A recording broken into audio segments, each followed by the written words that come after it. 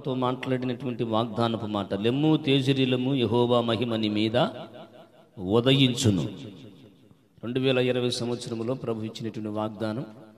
మరి వాగ్దానములో ప్రభు నిజంగా చీకటి గల తావులు అనేటువంటి అనేకమైనటువంటి విషయాలు మా యొక్క కుటుంబాలు సంభవించిన ఆయన ఏం చేశాడంటే తన యొక్క ఉదయకాంతిని మా మీద ఉదయింపచేసి ఆయన సన్నిధానములు ఆయన నామమును గణపరుచున్నట్లుగా కృప చూపిన గొప్ప దేవుడు ఆయన.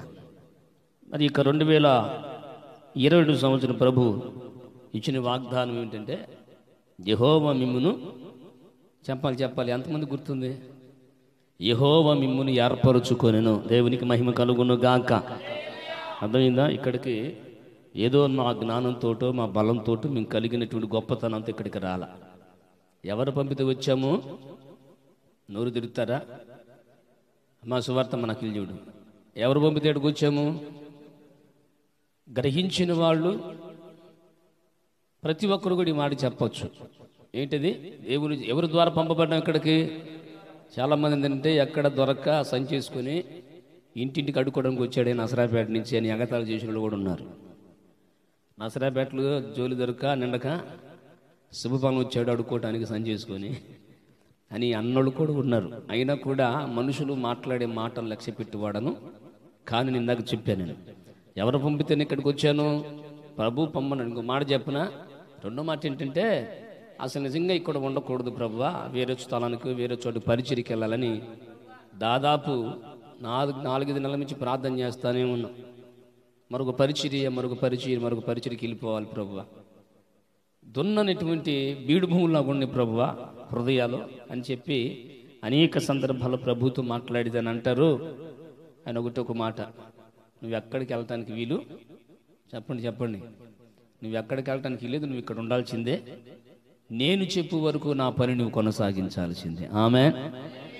నేను చెప్పు వరకు నువ్వు పని కొనసాగించాల్సిందే. ఒక మాట అన్నాడు, చెప్పనా? ఏమిటంటే వాళ్ళు తెలియని ప్రజలు. అట్టని మీరు అమాయకులు కాదు సుమా. దేవునికి మహిమ కలుగును గాక. ఏమంటున్నాడు దేవుడు మీ గురించి? ఇది స్పష్టంగా అనేకసార్లు ప్రభు నాతో మాట్లాడు. మీ మీద కోపం ఉంచినప్పుడు, చాలా బాధ వేదన కలిగినప్పుడు ప్రభు అన్న మాట నాతో, ఎందుకంటే నన్ను ఓదార్చిన దేవుడు నా దేవుడు. బాగా కోపం వచ్చి ఎందుకు ప్రభు అన్నప్పుడు వారికి తెలియదులేయ్యా. ఆమేన్. వారికి తెలియని వారుగా ఉన్నారు, వారిని ప్రేమించుము, నా ప్రేమను చూపించు అన్నాడు ప్రభు. అంతే వాస్తవానికి. కనుక ప్రియులరా, కనుక దేవుడు ప్రేమ చూపిస్తున్నాడని మరలా మనం ఏమవకూడదు. మన ఇష్టానుసారికి మనం ముందుకు నడవకుండా ప్రభు ప్రేమ కలిగిన వాడు కనుక ఆ ప్రేమకు మనం బద్ధులముగా జీవించాలి.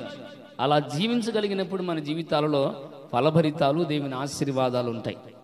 కనుక ప్రియులరు, చక్కని సాక్ష్యాలు మనం విన్నాం.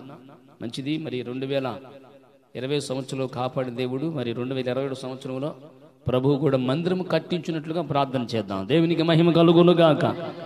ఈ మందిరము దేవుడు వెనక జరిపి ఒక నూతనమైన గొప్ప మందిరాన్ని కట్టించినట్లుగా మరి అనేక బిడ్డలను లేవనెత్తి కావలసిన ఆర్థిక పరమైన సహాయం, కావలసిన ప్రతి స్థితిని ప్రభు కలుగు చేయనట్లుగా మీ యొక్క అనుదిన ప్రార్థనలో జ్ఞాపం చేసుకోమని ప్రభు పట్టి మనం చేస్తూ దేవుని యొక్క మాటలు ధ్యానించుకుంటాం. మనసు ఇక్కడ పెడదాం. కీర్తన గ్రంథం 116వ కీర్తన 12-13 వచనాలు చదువుకుందాం. కీర్తన గ్రంథం, యెహోవా నాకు చేసిన ఉపకారములన్నిటికీ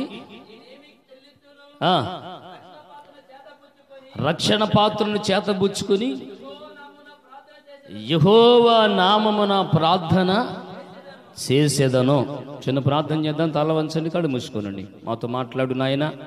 నీ దాసుని సిలువు చాటు మరుగుపరుచుకో. నీవే సూటిగా తేటగా నా ఆత్మీయ జీవితము నేను ఎదుగునట్లుగా నాతో మాట్లాడయ్యా అని ప్రార్థన పురుకుందాం. పరిశుద్ధుడా, ప్రేమగల తండ్రి, అయ్యా అదుగు చదవబడిన వాక్య భాగము ద్వారా నాతో మాట్లాడండి. నీ మాటలో ఉన్న ఆత్మ సంబంధమైన సత్యాన్ని మీరు మాకు బోధించి మీరు ఆకడక మమ్మల్ని ఆయుత్తపరచమని యేసునామమున అడుగుచున్నాము పరమ తండ్రి. ఆమేన్. గమనించండి ప్రియులారా, చదవబడిన వాక్య భాగంలో ఒక ప్రాముఖ్యమైన విషయం, దేవునికి కృతజ్ఞత కలిగి ఎలా జీవించాలి. దేవునికి కృతజ్ఞత స్తుతులు చెల్లిస్తాం. కృతజ్ఞత కలిగి ఎలా ఉండాలో కూడా ఈ పగటిపూట కాల సమయంలో మనం నేర్చుకోవాలి. ఏమిటంటే దేవుని యొక్క సన్నిధానంలో, దేవుని యొక్క కృపలో దేవుడు చేసిన మేలు పెట్టి మనం చేస్తుంటామంటే చెప్పండి ఇటు చూడండి, అటు చూడు బాక నాకు చూడండి. దేవుడు చేసిన మేలు పెట్టి ఏం చేస్తాడు? కృతజ్ఞతాస్తుతులు చెల్లిస్తాడు. సంఘానికి వచ్చి నాకు ఈ మేలు చేశాడు, ఈ మేలు చేశాడు, ఆయన గొప్పవాడు, గొప్ప దేవుడు అని మనము సాక్ష్యాలు ఇస్తూ ఉంటాం. ఎంత మాత్రమే సరిపోదు, చెప్పినంత మాత్రం సరిపోదు దేవుని కృతజ్ఞత. ఎందుకంటే ఆయన చేసిన మేలు అంతంత కాదు. నీవు చేసిన ఉపకారములకు నేనేమి చెల్లింతును, వేలాది కోడెలనా వేలాది పొటేలనా, నీవు చేసిన ఉపకారములకు నేనేమి చెల్లింతును. దేవునికి స్తోత్రం. గమనిస్తున్న ప్రియమైన దేవుని బిడ్డలారా, ఇక్కడ చదవబడిన వాక్య భాగంలో యెహోవా నాకు చేసిన మేలులకు నేను ఆయనకి ఎలా చెల్లించాలో నిజంగా వర్ణనాతీతం. అది మానవ జ్ఞానముకు అందనటువంటి అద్భుతం. అయితే ఈ పగటిపూట కాల సమయంలో పరిశుద్ధాత్మ దేవుని యొక్క సహాయం వలన ఆ యొక్క దేవుని కృతజ్ఞత కలిగి ఎలా ఉండాలో పరిశుద్ధాత్ముడు మనతో మాట్లాడబోతున్నారు. చూడండి ప్రియులారా, బ్రతుకు కాలమంతయు ఏం కలిగి ఉండాలో మనంటే ప్రియులారా గమనించండి, బ్రతుకు కాలమంతయు సమర్పణ కలిగి సాక్షిగా బ్రతకాలట. ఆమేన్. ఎలాగా? సమర్పణ కలిగి సాక్షిగా బ్రతకాలంటే ఎలాగో చెప్తాను, చాలా జాగ్రత్తగా వినండి. ఏమిటంటే సమర్పణ అంటే ఒక స్త్రీ పురుషులను వివాహం చేస్తాం. స్త్రీ పురుషులను వివాహం చేసినప్పుడు వారు ఏం చేస్తారు? దేవుని ఎదుటను, సంఘం ఎదుటను, దైవజను ఎదుటను ఏం చేస్తారు? ప్రమాణాలు చేస్తారు. అయ్యా, కరువైనా, కాటకమైనా, ఇరుకైనా, ఇబ్బంది అయినా, వ్యాధి అయినా, బాధ అయినా, అవి ఎన్నొచ్చినా కూడా నిన్ను నేను విడివక నీతోని కాపురము చేయుదును అని భర్త ప్రమాణం చేస్తాడు, భార్య కూడా ప్రమాణం చేస్తా ఉంది. అంటే ఈ ప్రమాణములో ఉన్న అర్థం ఏమిటంటే బ్రతుకు కాలమంతయు సమర్పణ కలిగి, భార్యకు భర్త, భర్తకు భార్య బద్దులే జీవించటం. అర్థమైంది ప్రియులారా? మన వాళ్ళ ఇష్టానుసారంగా బ్రతికితే భార్య భర్తల బంధం అయిద్దా? భర్త ఇష్ట ప్రకారం భర్త జీవిస్తే, భార్య ఇష్ట ప్రకారం భార్య జీవిస్తే అది భార్యాభర్తల సంబంధం అనరు. అర్థమైంది ప్రియులారా? భార్యాభర్తల సంబంధం అనరు. అన్యోన్యత కలిగి ఏ ప్రమాణం చేశామో ప్రారంభ దశలో దేవుని ఎదుట, సంఘం ఎదుట ఎటువంటి ప్రమాణం చేశావో అటువంటి ప్రమాణమునకు ఎలా ఉండాలి? సమర్పణ కలిగి ఉండాలి, సాక్షిగా బ్రతకాలి. కనుక నా ప్రియమైన దేవుని గమనించండి, సాక్షిగా సమర్పణ కలిగి ఇంకా ఎలా ఉండాలో దేవుని వాక్యమునికి వెళ్ళి చూద్దామా? మార్కు సువార్త 10వ అధ్యాయము 18-20 చదివితే యేసుక్రీస్తు ప్రభు వారు ప్రయాణమై ఒక మార్గము గుండా ప్రయాణం చేస్తూ ఉన్నారు.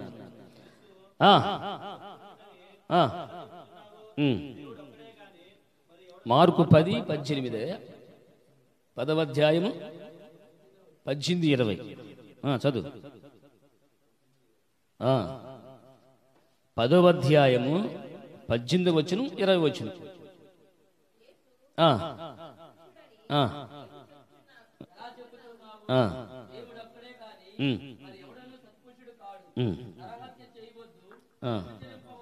సరే, మంచిది ప్రియులారా.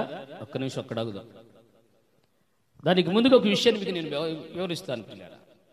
ఏమిటంటే యేసుక్రీస్తు ప్రభు వారు ప్రయాణం చేస్తూ ఒక ప్రాంతం గుండా ప్రయాణం చేస్తూ ఉన్నారు. ప్రయాణం చేస్తున్నప్పుడు అక్కడ ఒక అద్భుతమైనటువంటి, ఆశ్చర్యమైనటువంటి కార్యము జరిగించడం మనం చూస్తున్నాం ప్రియులారా.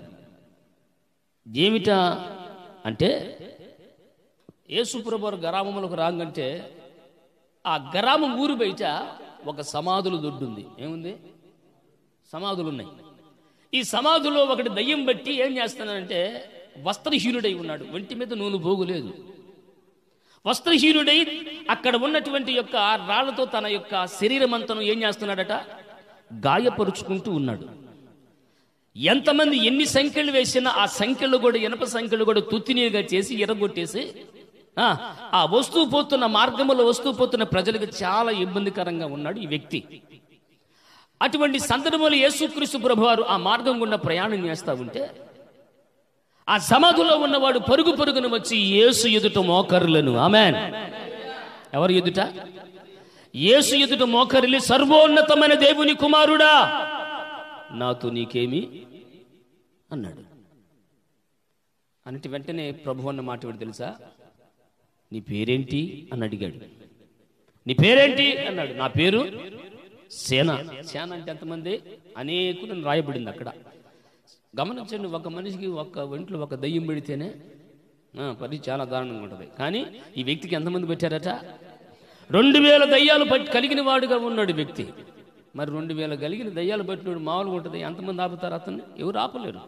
అందుకే ఇనప సంఖ్యలు కూడా చెప్పాలి తుత్తినీలుగా చేస్తూ ఉన్నాడు. ఇటువంటి సందర్భంలో ఉన్నటువంటి వ్యక్తి యేసు దగ్గరికి వచ్చి, సర్వోన్నతుడా నీవుతో మాతో నీకేమి పనిని చెప్పి మమ్మల్ని నరకానికి పంపాలనుకుంటున్నావా? వద్దు. కనబడుతున్నటువంటి ఆ పందులోకి చెప్పాలి కనబడుతున్న పందులోకి వెళ్ళాలి. ఎందుకంటే అపవాది కార్యక్రమం ఏంటంటే భూమి మీద వెళ్ళక ముందే చెప్పాలి వాడి కార్యక్రమం చేసుకుని వెళ్ళాలి. అంటే ఒక మాట చెప్పాలంటే నష్టం కలిగించాలి, ఒక ప్రాణాన్ని తీసుకుని వెళ్ళాలి. నష్టం బాగా భారీగా జరిగితేనే వాడికి సంతృప్తి. అర్థమైందా? ఆ యొక్క సంతృప్తి తరగకుండా మాత్రం వెళ్ళడు. వెళతాడు. ఎలా అంటే నీవు దేవుని ఆనుకుంటే, దేవునితో జీవిస్తే, దేవుని బ్రతికితే సాతానుగాడు పన్నాలు నీ మీద పని చేయవు. ఆమేన్. వాడు ఎంత బలవంతుడైనా సరే, నేను ప్రకటిస్తున్న దేవుడు సజీవుడు, సర్వశక్తుడు, ఆయన బలశౌర్యము కలిగిన వాడు. ఆమేన్. గమనించని ప్రియరా, వెంటనే అంటున్నాడు వ్యక్తి ఆ యొక్క యేసుప్రభు వారితో అని చెప్పిన వెంటనే యేసుప్రభు వారు ఏమన్నాడు? వీళ్ళ పందులు పడిపో అన్నాడు. వెంటనే ఆ వ్యక్తిలో ఉన్న దయ్యాలని వెళ్ళి ఎక్కడ పడ్డాయి? పందులు పడిపోయాయి. ఇప్పుడు ఇతను ఏమయ్యాడు? స్వస్థత. వినాలి. అతడు ఏమయ్యాడు? స్వస్థత పడ్డాడు. స్వస్థత పడి వస్త్రము లేని వాడు ఇప్పుడు ఏం కట్టుకున్నాడు? వస్త్రాలు ధరించుకున్నాడు. గమనించారా? ఒకప్పుడు వస్త్రము లేకుండా దిగంబరిగా వస్తూ పోతున్న మార్గంలో ప్రజలను ఇబ్బంది పెట్టే వ్యక్తి ఇప్పుడు ఏమయ్యాడు? స్వచిత్తుడయ్యాడు, బాగుపడ్డాడు. బాగుపడిన వారిని చూసి ఏమనాలి ప్రజలు? అబ్బా, మనడు దాకా ఈ విధంగా తయారయ్యాడు, ఈ విధంగా ఉన్నాడు వ్యక్తి, ఇప్పుడు బాగుపడ్డాడు. నిజంగా దేవుని మందిరానికి వెళ్తే ఎంత అద్భుతము, దేవుని సంఘానికి వెళ్తే ఎంత ఆశీర్వాదం. ఎటువంటి బలహీనతలైనా ఏమైనా పోతాయని నిజంగా ఈ వ్యక్తిని చూసి మనం నేర్చుకోవాలని చాలామంది ప్రజలు ఏం చేయాలా? ఇష్టపడాలా. కానీ ఆ గ్రామంలో ఉన్న ప్రజలు మాత్రం చెప్పండి ఇష్టపడిన ప్రజలు కాదు. చాలామందికి ఏంటంటే దేవుని మాటలు వినాలంటే చాలా బాధ. ఈ పాస్టర్లకి ఏం పని ఉండదు, వాళ్ళకి ఏం పని అన్నట్టు మాట్లాడుకుంటారు. అయితే నేను విషయంలోకి వస్తాను ప్రియులారా. ఇతడు స్వచిత్తుడయ్యాడు. మన సబ్జెక్ట్ ఏంటంటే దేవునికి కృతజ్ఞత కలిగి ఎలా ఉండాలి అంటే ఎలా కలిగి ఉండని చెప్పాను? బ్రతుకు కాలమందు సమర్పణ కలిగి సాక్షిగా జీవించాలి. ఈ వ్యక్తిలో మనకు ఆ సాక్ష్యము, ఆ సమర్పణ కనబడుతుంది. ఏమిటయ్యా అంటే ఎప్పుడైతే ఇతడు స్వచిత్తుడయ్యాడో, బాగుపడ్డాడో, తన జీవితం తాను ఏమి కోల్పోయాడో మరలా కోల్పోయిన దాన్ని యేసు ద్వారా నేను పొందుకున్నాను అని కృతజ్ఞుడై, అయ్యా నేను నీ వెంట వచ్చుటకు నాకు సహాయము కలుగు చేయి ప్రభువా. ఇక నేను ఇక్కడ ఉన్నాను. ఎందుకంటే ఈ సమాజం అంతా నేను కలిగిన బలహీనత బట్టి నన్ను చీయంది, నేను కలిగిన దుర్బతిని పరిస్థితి నుంచి నన్ను అసహించుకుంది, నన్ను త్రోసివేసిందయ్యా. నీ ఒక్కడు మాత్రమే నన్ను బాగు చేసిన వాడు. ఆమేన్. నువ్వు ఒక్కడ మాత్రమే కనికర పడిన వాడు. నీ కనికరము మాట వలన నేను ఈ రోజున బతికానయ్యా. కనుక నీ వెంట నేను వస్తాను, నీతో నడుస్తానయ్యా అనంటే యేసుప్రభువు అన్న చక్కని మాట ఏమో తెలుసా? నీవు నాతో రాకూడదు, నీవు నా సాక్షిగా ఈ గ్రామంలోనే ఉండాలి. ఆమేన్. నాకు సాక్షిగా ఏ ప్రజలైతే నిన్ను దూషించారో, ఏ ప్రజలైతే నిన్ను అసహించుకున్నారో, ఏ ప్రజలైతే నిన్ను తూలనాడారో, ఆ తూలనాడిన నోళ్ళు నీ ద్వారా మూయబడాలి. ఎరగని హృదయాలు నా యొక్క మహిమ, నేను నీకు చేసిన మేలును ఏ ప్రజలు ఎరగకున్నారో ఆ మూయబడిన కనులు తెరవబడాలి. కనుక నీవు బ్రతకాలి, నువ్వు ఉండాలి ఇక్కడే. అందుకే పెద్దల సామెత ఒకటి ఉంది, ఎక్కడ పోగొట్టుకున్నామో చెప్పాలి అక్కడే, ఎక్కడ అవమానమో అక్కడే చెప్పాలి, ఎక్కడ అవమానం అక్కడే విజయము పొందుకునేట్లుగా మనం విశ్వాస వీరములై నిలబడాలి. వాళ్ళన్నారు, వీళ్ళన్నారని, అదన్నారు, ఇదన్నారు, అది కలిగింది, ఇది కలిగిందని. శాపగ్రస్తమైన పరిస్థితులు ఉన్నానని నువ్వు దిగు చెందిన అవసరం లేదు. ఎందుకంటే శాపగ్రస్తమైన జీవితాలు కూడా నా ప్రభు మార్చగలడు. ఆమేన్. గమనించండి ప్రియులారా, నీ యొక్క కుటుంబమైనా, నీ భర్త అయినా, నీ భార్య అయినా, ప్రతి ఎవరైనా సరే నిన్ను అసహించుకుంటున్నారా, నిన్ను నిందల పాలు చేస్తున్నారా, నిన్ను బాధింప చేస్తున్నారేమో. ఏ నోళ్ళు ద్వారా నీ మనసు కష్టపడ్డాయో, ఏ చేతుల ద్వారా నీవు బాధించబడ్డావో, ఏ మాటల ద్వారా నీ హృదయం గాయపరచబడిందో, ఆ స్థలములో నిన్ను ఉంచి నా దేవుడు ఉన్నతురాలుగా ఉంచగలడు. ఉన్నతమైన వాడిగా నిన్ను మార్చుటకు నా ప్రభు యేసు గొప్పవాడు. హల్లెలూయా. గమనించండి ప్రియులారా, ఈ యొక్క వ్యక్తి సేనాదయం పెట్టిన వ్యక్తితో ప్రభు అంటున్నాడు, నీవు నాకు సాక్షిగా ఉండాలి. యేసుక్రీస్తు ప్రభు వారి యొక్క జీవ గ్రంథములో ఈ యొక్క సేనాదయము పట్టిన వ్యక్తి పేరు ఎందుకు రాయబడింది? ఇప్పుడు అతను బ్రతకనట్ట చెప్పాలి. కొంతమంది పేర్లు శిలాశాసనం మీద రాస్తారు. ఎందుకు? ఫలాని వ్యక్తి ద్వారా ఇది స్థాపించబడింది, ఫలాని వ్యక్తి ద్వారా ఇది నిర్మించబడింది, ఫలానా ఆయన ద్వారా ఇది సహాయం చేయబడిందని శిలాశాసనం మీద పేరు రాస్తారు. అలాగే ఈ జీవ గ్రంథం అనే దేవుని వాక్యపు ఈ యొక్క పుస్తకములో ఒక సేనాదయం పట్టిన వాని యొక్క పేరు, అతని జీవితాన్ని ఇక్కడ రాశారు. ఎందుకో తెలుసా? అతడు ప్రభుకు సాక్షిగా బ్రతికాడు కనుక. ఆమేన్. ఈ పగటిపూట కాల సమయంలో ప్రియులారా, మనం చెప్పుకొనుట వినుట కాదు, కానీ బ్రతుకు దినములంటే సమర్పణ కలిగిన వారమై సాక్షిగా బ్రతకాలి. ఎవరికి సాక్షిగా బ్రతకాలి?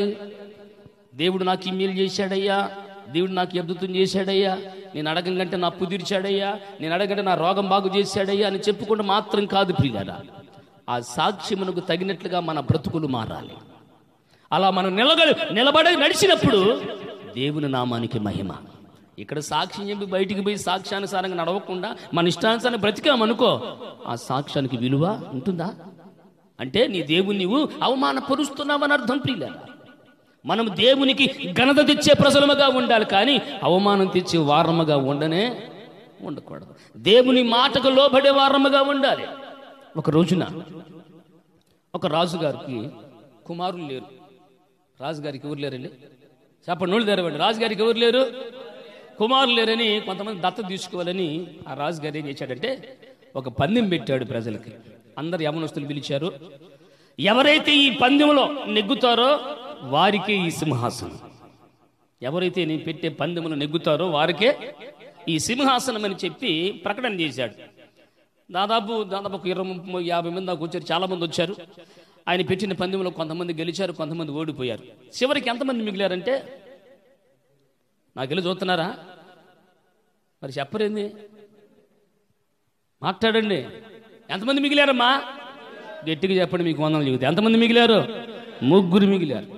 ఈ 3కి అనేకమైన పోటీలు పెడుతున్నాడు రాజు. కానీ ప్రతి పోటీలో చెప్పాలి నెగ్గుతాను ఉన్నారు. ఒకడిని మించి ఒకడు పోటీగా రాజుగారి ఏ పందెం పెట్టినా కూడా దానిలో విజయాన్ని.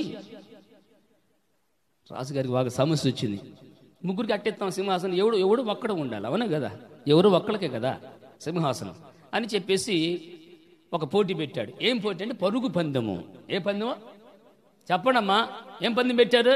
ఇప్పుడు మీకు పెట్టంలే, భోజనం తిన్నాక పోతురు కానీ దేవునికి మహిమ కలుగును గాక. ఏ పందెం పెట్టాడు? పరుగు పందెం పెట్టాడట. ఈ పరుగు పందెం పెట్టేటప్పుడు ఇక పరుగు వెళ్ళడానికి ఏం చేస్తారు? నాకెళ్ళి చూడండి, అందుకే నాకెళ్ళి చూడమంటున్నా, కనపట్లేదు కదా. ఇప్పుడు చూడండి, ఇప్పుడు ఇది ఏ యాంగిల్? ఇది పరిగెత్తే రెడీ అనమాట. ఇప్పుడు ఎమ్మటే జెండా ఓపం కంటే పరిగెత్తాలి. వెంటనే ఈ పరిగెత్తే ముందుగా మంత్రి రాజు పిలిచి, మంత్రితో రాజు అంటాడు, మంత్రి వాళ్ళు ఒక దగ్గరికి వెళ్ళి, నువ్వు పరిగెత్తే ముందుగా రాజుగారి వైపు చూడు. ఎవరి వైపు చూడాలా? రాజుగారు ఎప్పుడైతే ఏలు చూపిస్తాడో అప్పుడు మాత్రం నువ్వు పరిగెత్తాలా. అర్థమవుతుందా? రాజుగారు ఎప్పుడు ఏలు చూపిస్తాడో అప్పుడే పరిగెత్తాలా. మరి దేనికి నువ్వు పరిగెత్తడానికి వీల్లేదని, అలా నువ్వు ఉంటే, అలా రాజుగారి మాట ప్రకారం నడిస్తే సింహాసనం నీకేనని రాజుగారికి చెప్పమన్నాడు నీతో అని చెప్పాడు. అలా 3కి చెప్పండి. సమయం లేదు కాబట్టి నేను ముగింపులోకి వస్తున్నా, ఇంకా చాలా ఉంది అక్కడ సబ్జెక్ట్. మొత్తానికి 3 కూడా ఇదే మాట చెప్పాడు మంత్రి. ఎవరైతే రాజు మాట వింటాడో వాళ్ళకే చెప్పండి సింహాసనం. చెప్పేటప్పటికి సరే అని చెప్పి ఇక అందరు రెడీ, 1 2 3 4 అనాలి కదా. ఇక పక్కన జెండా పట్టుకున్నారు. 1 2 3 అని జెండా ఊపారు. ముగ్గురులో ఎంతమంది పరిగెత్తారంటే 2 పరిగెత్తారు, ఒక్కడాగిపోయాడు.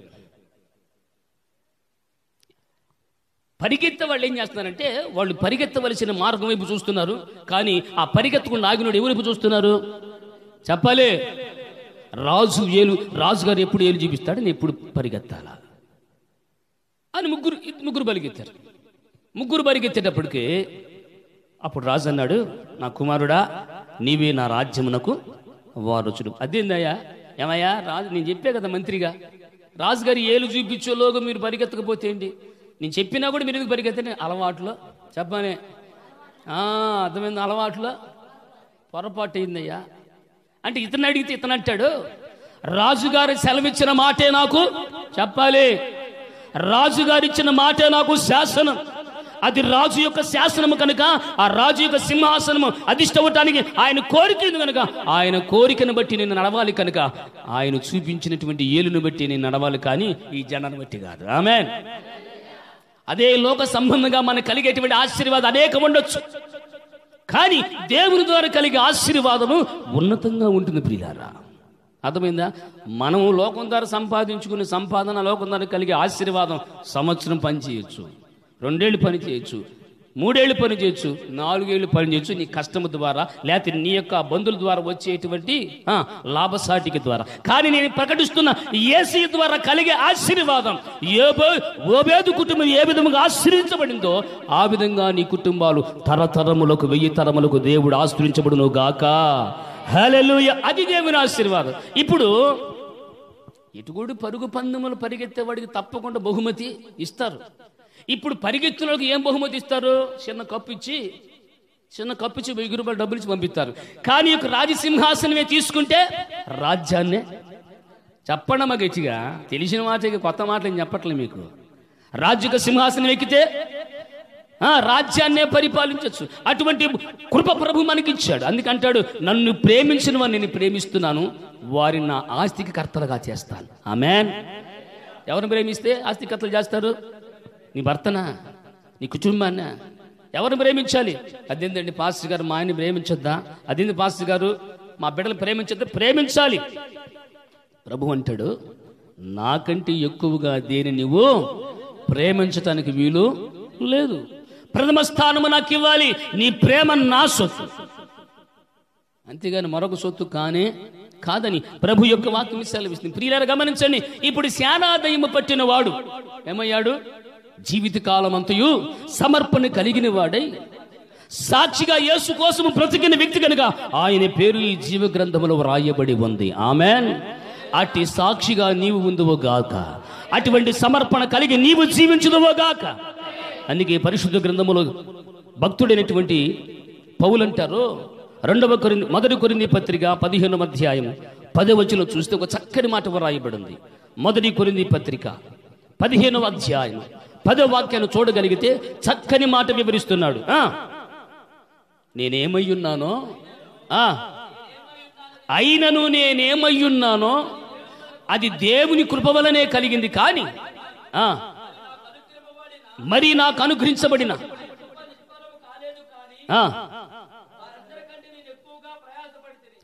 చూసారు ప్రియదేవుని బిడ్డలారా. ఇంకో మాట చెప్తాను, చాలా జాగ్రత్తగా గ్రహించండి. ఏమంటాడా? నేనేమై ఉన్నానో అది దేవుని కృప వలన. చూశారు ప్రియులారా, భక్తుడైనటువంటి పౌలు అంటున్న చక్కని మాట. ఒకప్పుడు ఇతడు నరహంతకుడు, ఒకప్పుడు దూషకుడు, ఒకప్పుడు అపహాస్యకుడు, హింసకుడు, అనేక రీతిలుగా దేవునికి వ్యతిరేకముగా జీవించిన ఈ వ్యక్తిని తన అంతరంగాన్ని మార్చాడు ప్రభు. సాక్షిగా సమర్పణ కలిగిన జీవితంగా మార్చిన ఒక గొప్ప సాక్షి. ఇతను అంటాడు, నేను పాపులలో, చెప్పండి, నేను పాపులలో ప్రధానుడు అయినప్పటికీ కూడా నన్ను ప్రేమించాడు నా యేసయ్య. అపొస్తలులు కలిగిన వారసత్వములు నన్ను కూడా నా ప్రభు చేర్చుకొని ఒక సమర్పణ కలిగి ఒక సాక్షిగా బ్రతికింప చేసిన దేవునికి నేను సాక్షిగా బ్రతుకుతున్నాను. హల్లెలూయా. అందుకు చక్కని మాట అంటాడు భక్తుడైనటువంటి పౌలు, ఇతరుగా బోధిస్తున్న నేను భ్రష్టునైపోదు నేనేమని నన్ను నేను నలగొట్టుకుంటున్నాడంట. ఎట్లా తెలుసా? నలగొట్టుకుంటా అంటే చింతపండేసి రోట్లేసి తొక్కటం కాదు. ఎలా నలగొట్టుకుంటున్నా తెలుసా?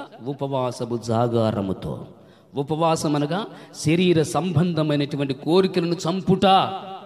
ఎంత గట్టిగా ఉపవాసం ఉంటావో ఆ కోరికలు వస్తాయి. అర్థమైందా? ఉపవాసం ఉండకుండా ఉన్నామనుకో, నీ మనసుకు ఏది తోచిద్దయ్యా అంటే, పరిశుద్ధ గ్రంథం సామెతల గ్రంథకర్తైన సొలొమోను అంటాడు, మనిషి తలంపులో పుట్టు ఆలోచనలు అనేకములు. ఉదయం లేచిన 6 గంటల నుంచి సాయంకాలం 6 గంటల వరకు ఈ బుర్ర ఎలా తిరుగుద్ది అంటే గాలి కంటే వేగంగా తిరుగుద్ది. అవునా కదా? నేను అది చేయలేకపోయినా, ఇది చేయలేకపోయినా, అలాగపోతే బాగుంది, ఇలా సంపద బాగుంది, అలా ఉంటే బాగుంది. ఈ విధంగా మన యొక్క మనసు అనేక పరిపరి విధాలుగా పరిగెత్తుతూ ఉంటుంది. అందుకే వాక్యం అంటుంది, తన మనస్సును నమ్ముకున్నవాడు బుద్ధిహీనుడు. ఎవరచా? మన మనసు మనం నమ్ముకోకూడదు. అందుకే దేవుని వాక్యములు అంటుంది, ఇర్మీయా గ్రంథం 7వ అధ్యాయం మనం చూడగలిగితే, హృదయం అన్నిటికంటే అది మోసకరం, బహువ్యాధి కలగది, దాను గ్రహించువాడు ఒక్కడ కూడా లేడు. ఎవరు గ్రహిస్తారంటే యేసును నమ్మిన వాడు మాత్రమే గ్రహించగలడు. హల్లెలూయా. యేసు యందు విశ్వాసము కలిగి దేవుని వాక్యానుసారం బ్రతకాలని, సమర్పణ కలిగి సాక్షిగా బ్రతకాలని నిర్ణయించుకున్న వాడికి ఇది సాధ్యం. లోకం మరి ఎవ్వరికి సాధ్యం కాని కాదు. శరీర సంబంధమైన కోరికలు చంపగలిగిన వాడు, దాన్ని క్రమపరచగలిగిన వాడు నేను ప్రకటిస్తున్న యేసు ఒక్కడు మాత్రమే. హల్లెలూయా. కనుక నా ప్రియమైన దేవుని జనాంగమా, దేవుని ప్రియులారా, పరిశుద్ధ గ్రంథములో కీర్తనాకారుడు దావీదు చక్కని మాట అంటారు. 3వ అధ్యాయం 5వ వాక్యం. కీర్తనా గ్రంథం 3వ అధ్యాయం 5వ వాక్యం చక్కని మాట వ్రాయబడి ఉంది. యెహోవాయే ఎవరట ఈయనకు ఆధారం? ఈ పగటిపూట కాలశంలో దేవుని వాక్యం వింటున్న నీకెవరు ఆధారం చేసుకున్నా? ఈ పగటిపూట కాలశంలో ఎవరిని ఆధారం చేసుకుని ఉన్నావు? నీవు కలిగిన బలాన్న, నీవు కలిగిన అందాన్న, నీవు కలిగిన ఉద్యోగాన్న, నీవు కలిగినటువంటి సిరి సంపదన్న, దేన్ని ఆధారం చేసుకున్నావు? ఇతను అంటున్నాడు, ఇతను రాజు, శాసించగల శాసనకర్తని ఈ రాజుని దావీదు అంటాడు, యెహోవాయే. ఎంత గొప్ప మాట అండి! ఏమండి, కనిపించని దేవుడు ఎలా ఆధారంగా ఉంటాడని ప్రశ్న చేసేవాడు కూడా ఉన్నారు, లేరా? కనిపించేవాడు చెబితేనే కొంతమంది నమ్మరు. అర్థమైందా? దేవుని మాటలు అసలే నమ్మరు. అదే ఆ చందన బెదర్సును మరొక బెదర్సును 100కి 4 షేర్లు అంటే నమ్మేస్తాం. ఆ ఎండులోటి తెలియదు. అవునా? బట్టల షాపోడు అంటాడు, ఇదిగో 500కి 6 షేర్లు అన్నావు అనుకో, అబ్బా ఎంత లక్కీలాడు, జనవరి 1కి పండగ అంతా. వాడు మాటలు నమ్మేస్తాం. కానీ జీవవాక్యము నీ ముందుకు వస్తున్నప్పుడు, జీవమైన యేసుని నీ ముందుకు తీసుకొచ్చి నిన్ను బ్రతికించువాడు ఆయనే. నీవు ఆయన కోసం నిలబడగలిగితే శాశ్వతమైన కృపతో ఆయన నేను ప్రేమించి నిన్ను ఆదరించగలడని చెబితే చాలు అవయ్యా. కనపడిన ఆయనతో ఏం మాట్లాడతావు? కనపడిన ఆయనకు ఎలా నమ్ముతావు అనేవాళ్ళు లేరా? అందుకు భక్తులైనటువంటి పౌలు మహాశయులు అంటారు చక్కని మాట, మేము దృశ్యమైన వాటిని చూడట్లేదు కానీ అదృశ్యమైన దేవుని చూచుచున్నాం. ఆమేన్. ఎవరు చూస్తారు ఇలాగా? ఆత్మ కలిగిన వాడు మాత్రమే. ఆత్మ కలిగిన వాడు అన్నిటినీ వివేచిస్తాడు. ఆత్మ లేని వాడు ఏం చేస్తాడు? అన్నిటిని నమ్ముతాడు, అన్నిటిలో పడిపోతూ ఉంటాడు. అర్థమైందా? కనుక నా ప్రియమైన దేవుని గమనించండి, దేవుని యొక్క వాక్య భాగంలో చక్కగా ప్రభు మనతో మాట్లాడుతున్నాడు. ఇంకా ఎలా ఉన్నాడు యేసయ్య? సామెతల గ్రంథం 15వ అధ్యాయం 3 నుంచి కొన్ని మాటలు చదువుకుందాం. సామెతల గ్రంథం 15వ అధ్యాయము 3వ వచనం. ఎక్కడున్నాయి ఆయన కళ్ళు? చెప్పాలి. స్థలం అంటే తెలుసా? కనిపిస్తున్న భూమి కాదు, కనిపిస్తున్న భూమి ఆకాశములు కాదు. ఆయన అంటాడు, ప్రతి స్థలం అంటే నీ యొక్క హృదయమనే స్థలము. ఆయన ప్రతి హృదయాన్ని పరిశోధించి పరీక్షించగలడు. నేను ప్రకటిస్తున్న యేసయ్య. చూస్తాడు చూడు, ఆయన ఎవరు చూడని అనుకుంటారేమో. ఎక్కడ రహస్యమైన స్థలాల్లో కడిగి రహస్యమైనటువంటి ఎక్కడెక్కడో ఉండి రహస్యమైనటువంటి విషయాలు తప్పులు చేస్తున్నప్పుడు ఎవరు చూడలేదు అనుకుంటారు. కానీ ఎవరు చూస్తున్నారట? ఎవరు చెప్పండి, ఎవరు చూస్తున్నారట? దేవుడు చూస్తున్నాడు. ఆయనే ప్రభు అయిన యేసు. ఆమేన్. అది చూడండి, కీర్తన గ్రంథం 145వ కీర్తన 9వ వాక్యం. యెహోవా అందరికి ఉపకారి, ఆయన కనికరములు ఆయన సమస్త కార్యముల మీద ఉన్నవి. ఆయన కనికర పూరుడు అని చెప్పడానికి మనకి ఇదొక్కటి బైబిల్లో ఉదాహరణ చాలా ఉన్నాయి. ఆయన కనికరములు ఆయన కార్యముల మీద. అర్థమైందా? ఈ వ్యక్తి కనికరము గలవాడు అని చెప్పడానికి ఆధారం ఏమిటి? ఆయన చేసిన క్రియల మీద, ఆయన చూపిన ప్రేమ మీద. యేసయ్య సేనాదైవ పట్టిన వాని మీద ఏం చూపాడు? కనికరము చూపాడు. ఏం కనికరము? అతడు సాతాను యొక్క బంధకం నుంచి విడిపించబడ్డాడు. ఎవరైనా విడిపిస్తారా? ఇటువంటి కనికరం మనసు ఎవరికి ఉంటుందా? అందుకే అక్కడ రాయబడిన మాట, ఆయన అందరికి ఉపకారి, ఆయన కనికరములు ఆయన కార్యముల మీద ఉన్నవి. ఆయన సన్నిధానంలో ఉన్న ప్రతి ఒక్కరము కూడా ఆయన కృపకు మనం పాత్రలుగా జీవిస్తున్నాం. ప్రియ దేవుని బిడ్డారా, చూడండి మరొక మాట చూద్దాం. కృతజ్ఞత కలిగి మనం ఎలా జీవించాలి? ఒకటి చెప్పాను, సమర్పణ కలిగి. రెండవది చెప్పండి, అది సమర్పణ కలిగి సాక్షిగా బ్రతకాలి. సాక్ష్యం అంటే ఎదటి వాడు కనిపించేటట్టుగా మాత్రమే కాదు, నీ అంతరంగము, నీ మనస్సాక్షి నీ మీద నేరస్థాపన చేయకూడదు సుమా. భక్తుడైనటువంటి పౌలు అంటారు కదా, నా మనస్సాక్షి నా మీద దోషారోపణ చేయకుండా లాగున. ఉందా మనస్సాక్షి మీకు? మనం తప్పు చేసినప్పుడు ఎలా ఉండి చెప్తా వినండి. మన మనస్సాక్షి ఎలా పనిచేస్తుందంటే, మనం ఎప్పుడైతే చేయరాని తప్పు చేసినా, అనరాని మాట అన్నా, చేయకూడనటువంటి ప్రయత్నాలు చేసినా, నీ మనస్సాక్షి నీతో మాట్లాడదు ఖచ్చితంగా. నా కుమారుడా, సహోదరి, సహోదరుడా, నీవు తప్పు మాట్లాడదా? బూతులు మాట్లాడు, అమ్మాయి నువ్వు దేవుని బిడ్డకు ఎందుకు మాట్లాడావు అని నీ మనస్సాక్షి నీతోనే మాట్లాడుతుంది. ఇప్పుడు మనం ఏం చేయాలి? దానికి లోబడాలొద్దా? కంపల్సరిగా దేవుడు నీ అంతరంగంలో మనస్సాక్షిని ఉంచాడు కనుక ఆ మనస్సాక్షి మనం లోబడాలి. అలా లోబడకపోతే బరుసులు అయిపోతాం.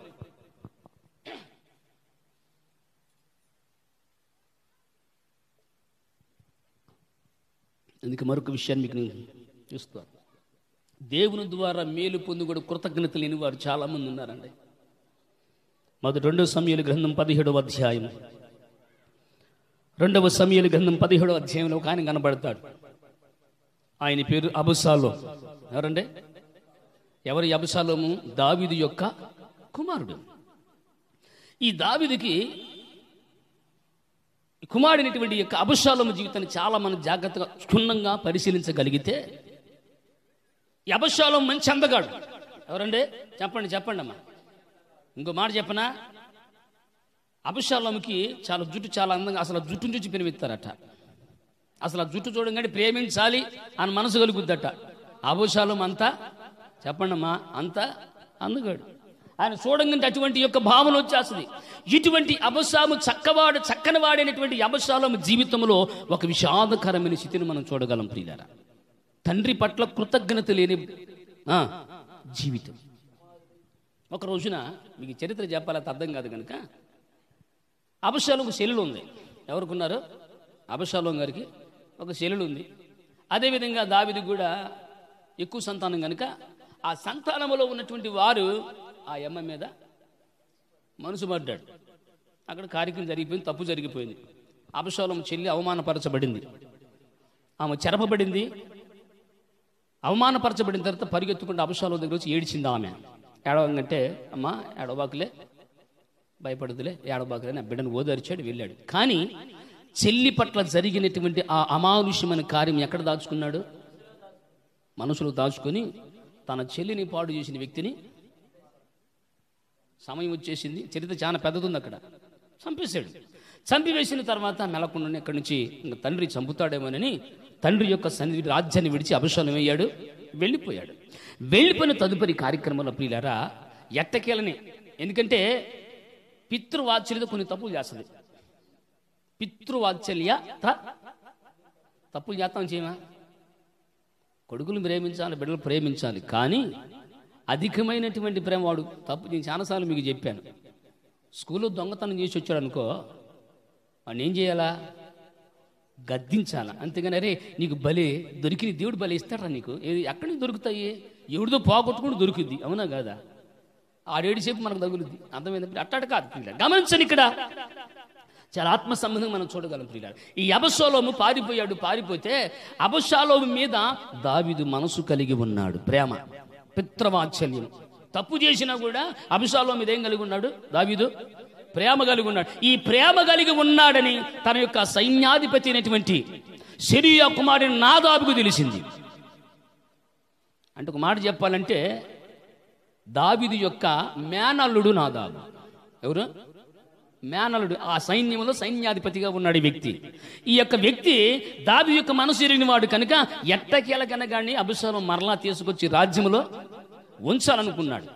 దావీదు యొక్క మనసులో ఉన్న కోరికను, ఆ ప్రేమను తీర్చాలనుకున్నాడు ఈ యొక్క వ్యక్తి. అదేవిధంగా వచ్చాడు అబషాలోము, రాజుగారికి క్షమించి తన రాజ్యంలో చేర్చుకున్నాడు కొడుకుని.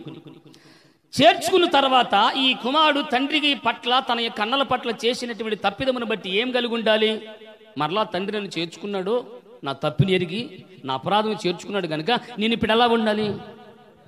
చెప్పలేదమ్మా, కృతజ్ఞత కలిగి ఉండాలి. అవునా కదా? తండ్రికి కృతజ్ఞత కలిగి ఉండాలి. ఈ యొక్క అబషాలోము అలా లేడు.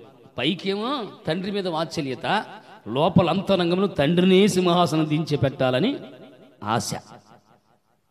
గమనించండి ప్రియులారా, అటువంటి ఆశ కలిగినటువంటి వ్యక్తి ఒక రోజున తండ్రి దగ్గర డైరెక్ట్గా వెళ్ళి 2-3 సంవత్సరాలు గడిచిపోయాయి, నానా నేను పలానా మన దేశంలోకి వెళ్ళి మన రాజ్యంలోకి వెళ్ళి అలా తిరిగి వస్తానని చెప్పి తండ్రితో మామూలుగా చెప్పాడు.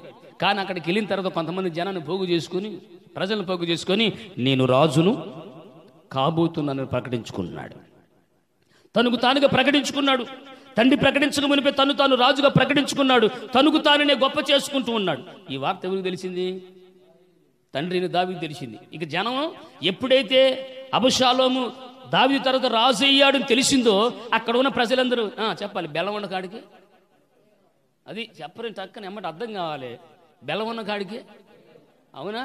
డబ్బున్నవాడు కాడికి జనం ఎక్కువ వచ్చేది, పదవి ఉన్న కాడికి ఎక్కువ జనం పరిగెత్తేది, అవునా కదా? అటువంటి పదవి కలిగిన అబషాలోము ఉన్నాడు కనుక దావీదు సైన్యం అంతటి కూడా అబషాలోము దగ్గరికి చేర్చబడిన తర్వాత ఎప్పుడైతే తనకు బలము, ప్రజలు తనకు అండగా ఉన్నారో తండ్రి మీద కుట్ర చేయడం ప్రారంభించాడు కొడుకు.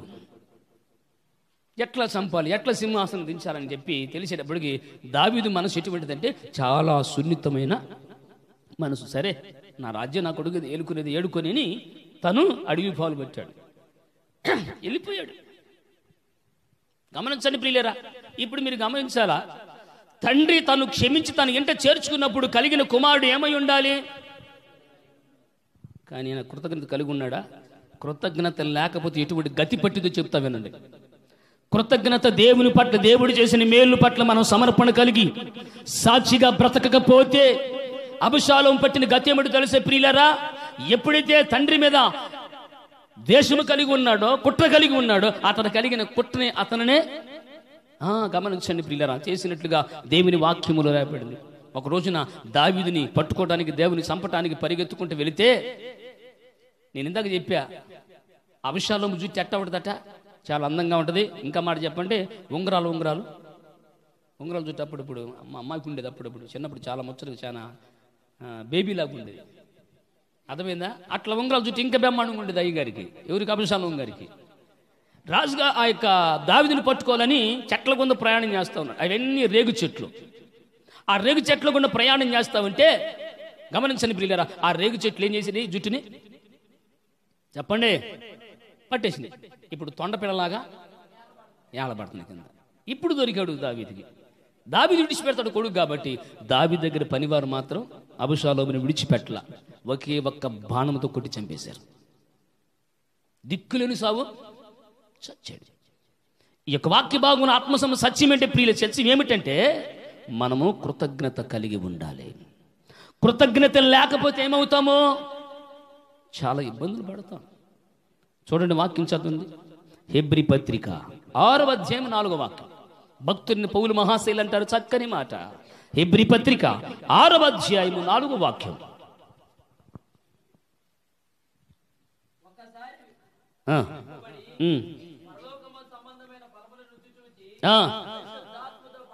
ఒకసారి రుచి చూచి పరిశుద్ధాత్మతో పాలివారై దేవుని దివ్య వాక్యమును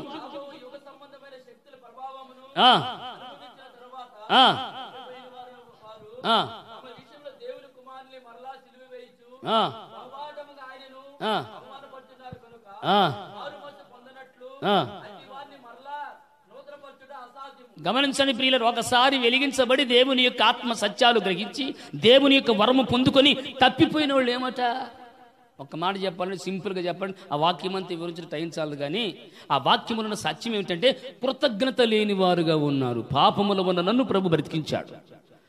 లోక సంబంధమైనటువంటి అలవాట్లతో, కోరికలతో, మాటలతో బ్రతికిన నన్ను తన యొక్క పరిశుద్ధమైన రక్తం ద్వారా కడిగి పరిశుద్ధపరిచి తన సంఘములో నన్ను ఒక స్తంభముగా నిలిపిన దేవుడు అని గుర్తు ఎరుగు కూడా మరలా వాటిని విడిచిపెట్టి మరిచిపోయి కృతజ్ఞత లేని వారిగా ఉంటే మరలా వాడిని వెలిగించటం బహు కష్టం. అందుకే నేను అంటాను, మొదటి వారు నేను అంటాను, దేవుని వాక్యం మనం చదువుతూ ఉంటాం, మొదటి వారు కడపడి వారు అవుతారు, కడపడి వారు మొదటి వారు. నేనంటాను పరిశుద్ధాత్మ దేవుని ప్రేరణ బట్టి మొదటివాడు మొదటగానే ఉండాలి. ఆమేన్. మొదటివారు మొదటగానే ఉండాలి. అటువంటి విశ్వాసం మనం కొనసాగించబడాలి. ముందు వచ్చినోడు ముందు కూర్చోవాలా, వెనకొచ్చినోళ్ళు ఎంతమంది పరిగెత్తుకుంటూ ముందుకు వస్తున్నారు? పరిగెత్తుకుంటూ ముందుకు వస్తే ఏమొస్తుంది? ఇందాక చెప్పా, ఏమొచ్చింది? రాజు సింహాసనం. ఆమేన్. ముందు పరిగెత్తుకుంటూ వస్తే సమయానికి వస్తే ఏం దొరుకుద్ది? నేను అందుకని ఆరాధనకు ముందుకు రావాలి, ముందుకు అరగంట ముందే రావాలి. అడిగి ఎన్నోసార్లు చెప్పాను. ఎందుకు అరగంట ముందుకు రావాలంటే దేవుని సముకు నువ్వు విన్నవించే విషయాలు అనేకం ఉన్నాయి. ఏదో పాస్టర్ మాటలు చెబుతాడు వినిపోదామని కాదు ప్రియులారా. నీవు ఇక్కడికి వచ్చి అరగంట ముందు వచ్చి నీ యొక్క జీవితంలో దేవుడు చేసిన ప్రతి మేలుని వివరించి ఆయన సముఖంలో కృతజ్ఞతాస్తుతులు చెల్లించాలి.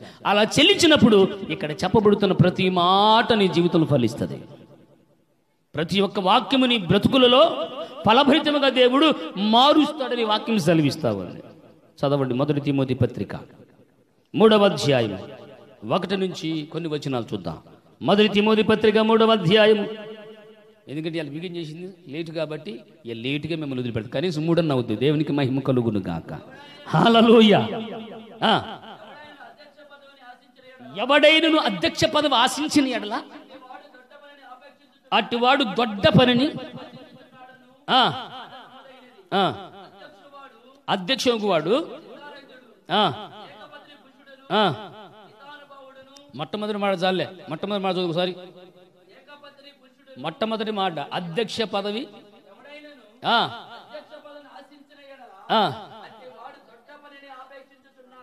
గుర్తుపెట్టుకోండి. ఎవరైనా అందరికంటే అధికముగా ఉండాలి, అందరికంటే గనుడుగా ఉండాలి, అందరికంటే ఉన్నతులుగా ఉండాలని కోరుకున్న వ్యక్తి ఏం ఆశిస్తున్నాడట? గొప్ప పనిని ఆశిస్తున్నాడు. ఈ గొప్ప పని మనం ఆశించేటప్పుడు మొట్టమొదటిగా మనం ఏం కలిగి ఉండాలి? యేసయ్య అంటారు, నేను లోకములోనికి అధికారిగా రాలా, దీనుడుగా వచ్చాను. ఒక మాట చెప్పాలంటే ఆయన పరిచారకుడిగా వచ్చాను. ఆమెన్. అపొస్తలులైన 12 మంది పాదాలు కలిగిన మహనీయుడు ఆయన. ఆమెన్. దాసుడుగా వచ్చాడు ఆయన. ఆయన ధనవంతుడే అయినప్పుడు కూడా మన యొక్క దరిద్రతను పోగొట్టడానికి ఆయన దరిద్రతను ధరించుకుని వచ్చాడు ఈ లోకానికి. మన దరిద్రం ధరించుకున్నాడు ఆయన. ఎంత గొప్ప మాట. దీని గొప్ప పని మనం ఆశించేటప్పుడు మొదట ఏమవ్వాలి? దాసులము కావాలి. అప్పుడు మనకు అర్హత వస్తుంది. కనుక నా ప్రియమైన దేవుని బిడ్డ గమనించండి. ఇప్పుడు మనం చూస్తాం, కృతజ్ఞత లేని యొక్క జీవితం ఏమైపోతుంది? గమనించండి, అభిషేకం అయిపోద్ది. కనుక మనము దేవుని యొక్క చిత్తము నెరవేర్చే వారముగా ఉండాలి. చూడండి, మరొక విషయాన్ని మీకు జ్ఞాపకం తీసుకొస్తాను, మరొకరిని చూపిస్తాను. ప్రియ దేవుని బిడ్డలారా, కృతజ్ఞత కలిగి ఉన్నటువంటి జీవితాలు మనం తేటతెల్లిగా చూడగలిగితే ఒక చక్కని మాట మీకు రాయబడి ఉంది. 2వ రాజుల గ్రంథం 5వ అధ్యాయం 15వ వాక్యం. 2వ రాజుల గ్రంథం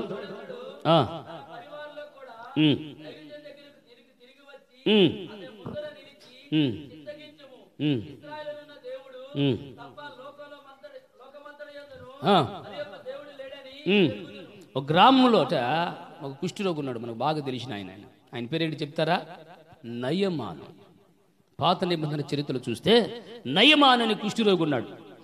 అయితే ఈ యొక్క నయమాన్ అనే కుష్ఠరోగి ఎవరంటే సైన్యాధిపతి. ఎవరైనా సైన్యాధిపతి. ఈ సైన్యాధిపతికి ఉన్న గొప్ప వరం ఏమిటంటే ఎక్కడికి వెళ్ళినా కూడా విజయాల మీదే. చెప్పాలి. ఎక్కడికి వెళ్ళినా కూడా విజయాల మీద విజయాలే. అర్థమైందా? ఎక్కడికి వెళ్ళిన విజయాలు. కానీ తన యొక్క దేహం మాత్రం చెప్పండి కుష్ఠరోగము కలిగిన వాడు. ఒక రోజున అయ్యగారు యుద్ధానికి వెళ్ళి వస్తామంటే అమ్మగారేమో సాయంత్రం కాలం వస్తాడు కదా, అమ్మగారేమో బకెట్ తీసుకొని గొడవలు తీసుకొని పోతూ ఉండేది. పోతుంటే ఈ యొక్క గమనించని ప్రియ దేవుని బిడ్డ, ఇటువంటి పరిస్థితి జరుగుతున్న ఒక రోజున ఇశ్రాయేలు మీదకి యుద్ధానికి వెళ్ళాడు ఈ నయమాను. వెళ్ళి ఆ యొక్క ఉన్నటువంటి ఇశ్రాయేల్ ఒక చిన్నదాన్ని తీసుకుని వచ్చాడు తన భార్యకు పనికత్తికి. తీసుకొచ్చినప్పుడు ఈ యొక్క బానిసగా ఉన్నటువంటి ఇశ్రాయేలు చిన్నది చూసింది, ఏమో పరిచర్య ఆ భర్తకు చేస్తున్నట్టు విధానం చూస్తే, అమ్మగారు అయ్యగారు యుద్ధం నుంచి రాంగంటే మీరు గొడ్డలు అయ్యని బొగేరు ఏంటి తీసుకొని పోతారు, దేనికమ్మా ఏంటి కారణం ఏంటంటే మీ అయ్యగారు ఎంత యుద్ధ వీరుడైనా కొంతమంది చెబుతారు పక్కింటికి వెళ్ళి భర్తల గురించి ఏం చెబుతారు, పక్కింటికి వెళ్ళి భర్తల గురించి ఏం చెబుతుంటారు అప్పుడప్పుడు. కనుక ప్రియులారా ఇక్కడ ఈ వ్యక్తి కూడా ఏం చేస్తుందంటే ఆయన ఎంత కత్తిదిప్పి యుద్ధ వీరుడైనా ఈయన కుష్ఠరోగం కలిగి ఉన్నాడు కనుక ఆ కుష్ఠరోగానికి నేను ఏదో కాస్త చేయటానికి పోతున్నానమ్మ పరిచర్య అని అంటే అప్పుడు ఈ చిన్నదంట చక్కని మాట ఏమిటో తెలుసా, అమ్మా సోమరుల్లో దైవజనుడి ప్రవక్త ఉన్నాడు, అతడు దైవజనుడు దేవుని ప్రవక్త, ఆయన దగ్గరికి వెళ్ళి ప్రార్థన చేయించుకుని నీ భర్త కలిగిన కుష్ఠరోగము నుంచి విడిపించబడతాడమ్మా, నా మాట విని నీ భర్తను పంపించమ్మా అని చెప్పింది. ఇక్కడ మనకు పాయింట్ ఎవరు అంటే నయమానే. ఎవరు? కృతజ్ఞత కలిగిన జీవితం ఎంత గొప్పగా నయమాను జీవితం మనం చూడగలమంటే ఈ వాక్య భాగంలో మనం చూడగలం ప్రియులారా. ఈ నయమాను ఏమై ఉందంటే నయమాను మొట్టమొదటి క్వాలిటీ చెప్తా, చాలా జాగ్రత్తగా వినండి.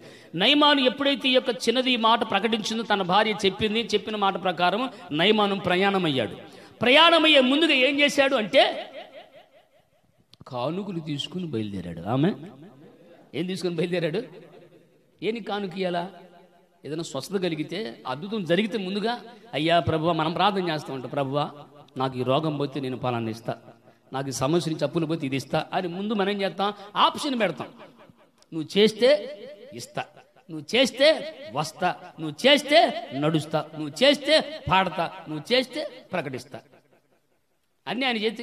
కానీ ఇక్కడ నయమాన చేతి చూస్తే అతడు స్వస్థత పడతాడని విశ్వాసం కలిగిన వాడే ముందుగానే కానుక తీసుకుని ప్రయాణమయ్యాడు. వెళ్ళాడు ఎలీషా దగ్గరికి వెళ్ళాడు. ఎల్లంగట్టి ఎలీషా తన ఎలీషా దగ్గరికి నయమాను పోక మునిపే ఆత్మజ్ఞానము కలిగినటువంటి దైవజనుడు కదా ఆయన, హృదయంతరంగాలు ఎరిగినవాడు కనుక వెంటనే తన పనివాడిని గెహజీ పంపించి, అయ్యా నువ్వు రావద్దు, పాస్టర్ దగ్గరికి వచ్చే పనిలా, అక్కడ దగ్గరలో ఉంది యోర్దాను నది, ఆ యోర్దాను నదిలో 7 సార్లు మునిగితే అతడు నీవు స్వస్థత పడతావని మా దైవజనుడికి చెప్పమన్నాడయ్యా అంటే ఆయన కోపం వచ్చింది. ఎవరు కోపం వచ్చింది? కోపం వచ్చింది. అదేంటి నేను వస్తే గబికరి చేయబెట్టి ప్రార్థన చేసి యేసు రక్తం రాసి యేసునామములో పోవాలంటే పోద్దనుకుంటే నేను యోర్దాను నదిలో మునగమంటాడింది. ఆ యోర్దాను నీళ్ళు అసలుకే వర్షపు నీళ్ళు ఎట్ట ఉంటాయి, కొత్తగా వర్షం పెడితే నీళ్ళు ఎట్ట ఉంటాయి అమ్మా, ఎర్రగా ఉంటాయి. ఆ నీళ్ళలో మునిగిపోయింది. మా శుభపాలు పెద్ద కుంట ఉంటాయి, కుంట నీళ్ళు బాగుంటాయా? ఇంతలో కుంట పెట్టుకొని ఎక్కడో మురికి నీళ్ళలో మునగమంటాడేంటినా అని చెప్పి కాస్త కోప్పడ్డాడు. ఎందుకంటే అధికారి కదా, కోప్పడిన వాడి వెళ్తా ఉన్నాడు. చాలా జాగ్రత్తగా ఉన్నాడు. ఒక మాట చెప్తాను, ముగింపులోకి వస్తున్నా. ఇంకా రథం మీద కూర్చొని వెళ్తా ఉన్నాడు నయమాను. రథం తోలేవాడు ఏం చేస్తున్నాడు? తోలుతా ఉన్నాడు. ఇక్కడ ఒక మంచి ప్రక్రియ జరుగుతుంది, ఆత్మసంబంధ ప్రక్రియ. ఏమిటి తెలుసా? ఈ రథము నడుపుతున్నాడు అంటున్నాడు, అయ్యా దైవజనుడిని మనులు అడిగాడా, మాన్యాలు అడిగాడా, ఏదైనా గుడి కట్టించమన్నాడా? ఇదిగో నీ రోగం పోతే గుడి కట్టించు, నీ రోగం పోతే పలానా చేయండి చేస్తావుగా. ఆయన ఏం చేయమన్నాడు? యోర్దాను నదిలో 7 సార్లు మునగమన్నాడు. అదే కదా చేసి, అదే కదా చెప్పింది దైవజనుడు. ఒక్కసారి వెళ్ళి మునిగితే పోద్ది కదా అన్నాడు. ఏయ్ గుర్రం తోలేవాడు గుర్రం తోలరా అంటున్నాడు ఈయన. మొత్తానికి పోతా ఉన్నా కూడా ఈ బండి నడిపేవాడు మాత్రం. అందుకే గమనించండి, ఎవరైనా మీ పక్కోళ్ళకి సువార్త చెప్పేటప్పుడు నిన్ను చేదరించుకున్నా కూడా ఏం చేయకూడదు, నువ్వు బాధపడక మరలా దేవుని వాక్యం బోధించడానికి ఇష్టపడాలి. అలా ఇష్టపడినప్పుడు నీవు కలిగిన ప్రయాసను బట్టి ఆ బిడ్డ మారు మనసు పొందుతాడు. హల్లెలూయా. గనుక ప్రియులారా, ఇక్కడ జరుగుతున్న ప్రక్రియ కన్నా అర్థం ఏమిటంటే పంపమని చెప్పిన చిన్నది ఉంది, ఇశ్రాయేలు చిన్నది. నయమాను ఇంట్లో ఏం చేస్తుంది తెలుసా? దేవుని సన్నిధిలో ప్రార్థన చేస్తుంది. అయ్యా నీ దాసుడైన నయమాను నీ దగ్గరకు వస్తున్నాడు, నీ దాసుని దగ్గరికి వస్తున్నాడు, నీ దాసుని ద్వారా గొప్ప అద్భుతము జరిగించబడాలి. ఈ దేశంలో నీవు మాత్రమే దేవుడై ఉన్నావని ఈ ప్రజలు కానీ ఆ నయమాను కానీ ప్రకటించేటట్లుగా ఆ వ్యక్తిని సాక్షిగా నువ్వు చేసుకో ప్రభు అని చిన్నదైన నయమాను, ఆ యొక్క చిన్నది ఇశ్రాయేలు చిన్నది ప్రార్థన చేస్తుంది. మనం సాక్షి ఇచ్చినప్పుడు ఏం చేయాలి? చెప్పడం కాదు, ఆ సాక్ష్యం తగినట్లుగా నీళ్లు పోయాలి. మొక్కేసినప్పుడు ఏం పోయాలా? నీరు పోసినట్లుగా మనం వాక్యం బోధించినప్పుడు, దేవుని మాటలు సాక్ష్యం చెప్పినప్పుడు ఏం చేయాలి? ప్రార్థన చేయాలి, ఫలించేటట్లుగా. అలా ప్రార్థించగలిగినప్పుడు, చేసినప్పుడు దేవుని అద్భుతమైన కార్యము జరుగుతుంది ప్రియులారా. ఇశ్రాయేలు చిన్నది ప్రార్థన చేస్తా ఉంది నయమాను ఇంట్లో. నయమాను మనసును కదిలించడానికి గుర్రం తోలేవాడు మనసు కదిలింది. ఆమెన్. ఎవరు మనసు కదిలింది? గుర్రం తోలేవాడు మనసు కదిలింది. అయ్యా ఒక్క మాట, నువ్వేం చేయద్దు, ఆ యువర్తలు మునుగయ్యా, నువ్వు బానిరా అంటాడు. అయ్యా అయ్యా అయ్యా అయ్యా కాదా, టనబాకయ్యా, ఆ టనబాకయ్యా, నువ్వు కలిగినటువంటి పరిస్థితి నుంచి తప్పించబడతావయ్యా అంటే అంటాడు. చివరిగా సరే నీ మాట ప్రకారం నేను మునుగుతా, నాకు కలిగినటువంటి రోగం నేను పోకపోతే మొట్టమొదటి నీ శిరసి తీసి నా కోట కొమ్మకి కడతా నీ తలక అని చెప్పి, సరే అలాగే కానీ అన్నాడు. చూసా ఎంత విశ్వాసం. ఆమె దైవజనుల ద్వారా చెప్పబడిన మాట నిర్ధకము కానేరదు. ఆమె ఆయన మాట ఇచ్చి నెరవేర్చేవాడు కానీ ఆయన కాదు అనేవాడు కానీ కాదని విశ్వాసముతో బ్రతుకుతున్నటువంటి సాక్షిగా జీవిస్తున్న నీకు ప్రతి ఘడియ, ప్రతి దినము, ప్రతిరోజు మంచిదే. ఆమెన్. కనుక నా ప్రియమైన దేవుని బిడ్డలారా, ఇప్పుడు మనం తెలుసుకోవాల్సిన ప్రాముఖ్యమైన విషయం ఏమిటి? దేవునికి ఎలా మనం కృతజ్ఞత కలిగి ఉండాలి? మొదట సమర్పణ కలిగిన సాక్ష్యం. ఏం కలిగిన సాక్ష్యం? సమర్పణ కలిగిన సాక్ష్యం అంటే నిన్ను చూసి ఇతర వారు మారాలి. ఇప్పుడు నయమాను చూసి ఆ దేశంలో ప్రజలే మారు మనసు పొంది ఉండవచ్చు. ఆమె అవునా కదా? అపుస్తలుడైన పౌలు జీవితంలో మార్పు కలిగినప్పుడు, మారు మనసు వచ్చినప్పుడు ఆ గ్రామంలో ఉన్న ప్రజలు అన్నారు, ఒకప్పుడు ఇతడు దోషకుడు, హంతకుడు కదా, ఇతనేమిది ఇలా మార్చబడ్డాడు అని పౌలును చూసి అనేక మంది మారు మనసు పొందినట్లుగా దేవుని వాక్యం చూస్తున్నాం. కొర్నేలు జీవితం చూస్తే కొర్నేలు కూడా దేవుని భయభక్తులు కలిగిన వాడే ఉన్నాడు. అటువంటి యొక్క భక్తి పడిన కొర్నేలు జీవితంలో కూడా దేవుడు అద్భుతంగా తన సేవకుని పంపించి ఆ గ్రామంలో, ఆ ఇంటిలో ఉన్న ప్రజలందరికీ మారు మనసు కలుగు చేశాను. ఎంత గొప్ప దేవుడు అంటే! ఇప్పుడు మనం దేవుని పట్ల కృతజ్ఞత కలిగి ఉండాలి. ఏం కలిగి ఉండాలా? చెప్పండి ఏం కలిగి ఉండాలి? మొదట సమర్పణ కలిగిన జీవితం, సాక్షిగా, సమర్పణతో కలిగిన సాక్షిగా బ్రతకాలి. నువ్వు సాక్ష్యం చెప్పినాక బయట పోయినాక మరలా లోకపరంగా జీవించడానికి వీలు లేదు. కనుక దేవుని వాక్యం ఏమి చెబుతుందో ఆ వాక్యానుసారంగా నడుద్దాం. ఆ వాక్యం మిమ్మల్ని అటువంటి సర్వసత్యంగా నడిపించును గాక. సమర్పణతో సాక్షిగా దేవుని వాక్యం మిమ్మల్ని బ్రతికించును గాక. ప్రార్థన చేద్దాం. తల వంచండి. అవును నాయన, ఇంతవరకు కూడా మా మధ్య ఉన్న దేవుడు. ప్రార్థన కృతజ్ఞత కలిగిన ప్రార్థన. స్తోత్రం స్తోత్రం స్తోత్రం. సర్వశక్తిమంతుడా, సర్వకృపానిధి, నీ దయా కిరీటము ధరింప చేశావు. నూతన సంవత్సరములకు మమ్మల్ని ప్రవేశిస్తాము చేసినందుకు స్తోత్రాలు స్తోత్రాలు స్తోత్రాలు చెల్లిస్తున్నాం. సూటిగా తేటగా మీరు మాట్లాడిన రీతి కొరకే స్తోత్రాలు చెల్లిస్తున్నాం. నువ్వు చేసిన మేలును బట్టి నా తండ్రి మనుష్యుడు ఎలాగ కృతజ్ఞత కలిగి జీవించాలో మీరు సెలవిచ్చి మాట్లాడింప చేసిన దేవానికి స్తోత్రాలు చెల్లిస్తున్నాము నాయన. అవును ప్రభువా, మీరు చేసిన మేలుల కొరకై నాయన సేనా పట్టిన వాడు నా తండ్రి స్వస్థత నొంది నాయన నీకు సాక్షిగా బ్రతికి ఉన్నాడు. ప్రభువానికి స్తోత్రాలు చెల్లిస్తున్నాము నాయన. ప్రతి మనుషుడు జీవితంలో యేసు మేలులు చేసినప్పుడు కృతజ్ఞత కలిగి దేవుని కొరకే నిర్మించబడి ఉండాలని, ఆయన కొరకే నా తండ్రి బ్రతకాలని మీరు సెలవిచ్చిన మాటలు బట్టి స్తోత్రాలు చెల్లిస్తున్నాం. దేవుడు నా తండ్రి నీకు వందనాలు. ఇదిగో నాయన తండ్రి ఎడల నా తండ్రి కృతజ్ఞత లేని అపశాలమ జీవితము నాయన పతనమైపోయినట్లుగా మీరు చూపుతున్న దేవుడు అయి ఉన్నావు నాయన. నయమానైతే ప్రభువా, నీవు చేసిన స్వస్థతను బట్టి అతడు సెలవిస్తున్నాడు, సాక్ష్యం ఇస్తున్నాడు. ఇశ్రాయేలు దేవుడే దేవుడు, మహోన్నతుడు ఆయనే, సర్వశక్తిమంతుడు ఆయనని నా తండ్రి నీ ఎదుట నా తండ్రి ప్రజల ఎదుట సాక్ష్యం ఇస్తూ ఉండగా నాయన. అవును ప్రభువా, మేలులు పొందినప్పుడే కాదు, అనేకమైన ఎదుట కూడా సాక్షిగా జీవించాలి. సంఘములో నిలిచినప్పుడే కాదు, ప్రజల మధ్యలో వెళ్ళినప్పుడు కూడా సాక్షిగా బ్రతకాలి. అప్పుడే దేవుని నామానికి మహిమ కలుగుదని మీరు సెలవిచ్చిన మాటలు బట్టి స్తోత్రాలు చెల్లిస్తున్నాము నాయన. చెప్పబడిన మాటలు ప్రతి హృదయములు ఫలింపచేయి, 30 60 100 ఫలించుటకు దీవించి ఆశీర్వాదకరంగా మార్చమని వేడుకుంటున్నాము నాయన. ఇదిగో నీ దాసుని ఇంతవరకు మీ సిలువ చాట మరుగుపరుచుకొని మీరు మాట్లాడింపచేసిన బలమైన మాటలు, ఇదిగో నా తన నూతన సంవత్సరములు కావాల్సిన మేలుకరమైన మాటలు, దీవెనకరమైన మాటలు మీరు అందింప చేసినందుకు స్తోత్రాలు చెల్లిస్తున్నాము నాయన. నీ దాసును నా తండ్రి మీరే మరుగు చేసుకొని సూటిగా తేటగా ప్రతి ఒక్కరితో మీరు మాట్లాడింప చేసినందుకు స్తోత్రాలు చెల్లిస్తున్నాం. ప్రతి అంతరంగాలు, ప్రతి హృదయాలను తెప్పరింప చేసి ఉజ్జీవముతో సాక్షిగా నేను ప్రభు కొరకు ఉండాలి, నా జీవితం ప్రభు కొరకు నేను నీదిగో తీర్మానం చేసుకొని బ్రతకాలని నాయన మీరు నిర్మించిన మాటలు బట్టి స్తోత్రాలు చెల్లిస్తున్నాం. విన్న మాటలు ప్రతి హృదయములు ఫలింపచేయి, 30 60 100 ఫలించి వీరి వీరి కుటుంబాలు నా తండ్రి తీర్మానం చేసుకున్న వారి జీవితాలలో మేలును సహాయమును దీవెన దయచేయమంటూ నజరేయుడైన యేసు నామములో అడిగి వేడుకుంటున్నాం పరమ తండ్రి. ఆమేన్. చాలా మంది కూడా నీ కృపలో మమ్మల్ని కాపాడారు. మమ్మల్ని, మా బిడ్డలను, మా శ్రమలలో, మా నిందలలో, మా అవమానాల మధ్య అన్ని స్థితులలో తల్లి వలె ఆదరించావు, తండ్రి వలె తోడుగా ఉన్నావు. బంధువుడై తండ్రి నాయన ఆదరించి ఆదుకున్నవాడా, నీకు వందనాలు, స్తోత్రాలు నాయన. నువ్వు చేసిన మేలును బట్టి ఏమిచ్చి నిరాణం తీర్చగలనయ్యా. రక్షణ పాత్రను చేతబుచ్చుకొని నిత్యము నీ నామం పేరిట కృతజ్ఞతాస్తుతులు చెల్లించు తప్ప నీకేమివ్వగలనయ్యా. ఈ 2020 సంవత్సరంలో మీరు మాట్లాడిన ప్రతి వాక్కు కొరకే స్తోత్రాలు.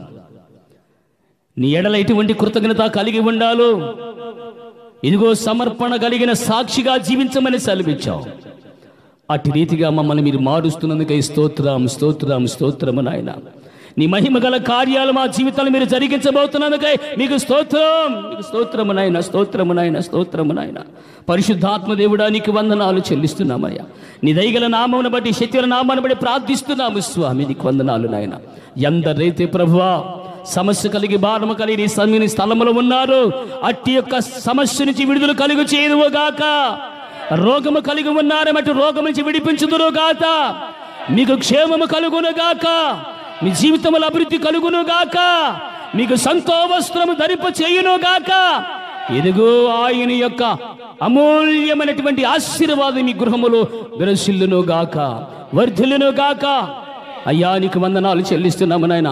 ప్రతి అసమాధానము తొలగించి సమాధానం మీరు కలుగ చేదురుగాక. ఐక్యత లేని స్థలములో ఐక్యత మీరు పుట్టించుదురుగాక. మీ కృప, మీ కనికరముతో నింపండి. ఈ 2021 సంవత్సరం అంతవరకు కూడా మీ కృప, మీ క్షేమమును మాకును, మా సంఘమునకు, మా దేశమునకు, మా గ్రామ ప్రజలకు మీరు దయచేదురుగాక. మీ కృపలో బలపరిచి ఆదరించి ఆశీర్వదించండి నాయన. మీ దయగల ఆత్మతో నింపండి. విత్తబడిన ప్రతి మాట నీది నాయన. నీ మాటల ద్వారా నీ బిడ్డలు సమర్పణ కలిగిన సాక్షులుగా జీవించిన కృప చూపండి. విత్తబడిన ప్రతి కానుకను మీరు దీవించి మీరు ఆకడిగా ప్రతి ఒక్కరిని ఆయుధపరచండి. అయ్యా వారు చేస్తున్న ప్రతి కష్టార్జితాన్ని అయ్యా 100 రెట్లుగా అభివృద్ధి పరచబడుకు సహాయము కలుగుచి, బ్రతికంత కాలము నీలో జీవించి నీలో బ్రతికే భాగ్యము కలుగుచి, ఇదిగో దూరాన సమీపాన ఈ మాటలు వింటున్నటువంటి ప్రతి జీవితములో మీరు మేలు చేయుదురుగాక. నీవే నయమాను వలె ప్రభువా, నయమాను సాక్ష్యం ఇస్తున్నాడు. అయ్యా నిజముగా ఇశ్రాయేలు దేవుడు కానీ మరొక దేవుడు లేడని ఏదుగా సాక్ష్యం ఇచ్చాడు. మా గ్రామములో ఉన్న ప్రతి ప్రజలు నిన్ను దేవునిగా అంగీకరించుదురుగాక. నీ సొత్తైన జనముగా మీరు మార్చుకుందురుగాక. నీ కృపతో నింపి నడిపించింది వందనాలు నాయన. మా కన్న తండ్రి, నీవు చూపిన వాత్సల్యం బట్టి వందనాలు. ఇక్కడ చేరిన ప్రతి ఒక్కరిని పేరు పేరు మీరు దీవించి మీరు ఆకడికి ప్రతి ఒక్కరిని ఆగితపరిచి ఆదరించి ఆశీర్వదించమంటూ నజరేయుడైన యేసు నామమున అడిగి వేడుకొనుచున్నాము పరమ తండ్రి. ఆమేన్. మన పరమ తండ్రి దేవుని ప్రేమయు, యేసుక్రీస్తు వారి కృపయు, పరిశుద్ధాత్మ దేవుని కన్యోన సహవాసము సన్నిధి సకల పరిశుద్ధులకును ఆయన సంఘములో ఆయన సన్నిధిలో చేరిన మీకును మీ కుటుంబాలకు దూరాన సమీపాన ఈ యొక్క ప్రార్థనలో ఏకీపిస్తున్న ప్రతి ఒక్కరికి సదాకాలం నిత్యము తోడి ఉండును గాక. ఆమేన్, ఆమేన్. బలో యస్ మహారాజుకి, బలో క్రీస్తు మహారాజుకి, త్వరలో రానేని యేసు రాజుకి, రాజుల రాజుకి, ప్రభుల ప్రభువుకి దేవునికి మహిమ కలుగునుగా. అందరికి ప్రభుపెట్టి వందనాలమ్మా, అందరికి వందనాలు. నూతన సంవత్సర శుభాకాంక్షలు. దేవుడు మిమ్మల్ని నిండారుగా దీవించునుగాక. ఆమేన్.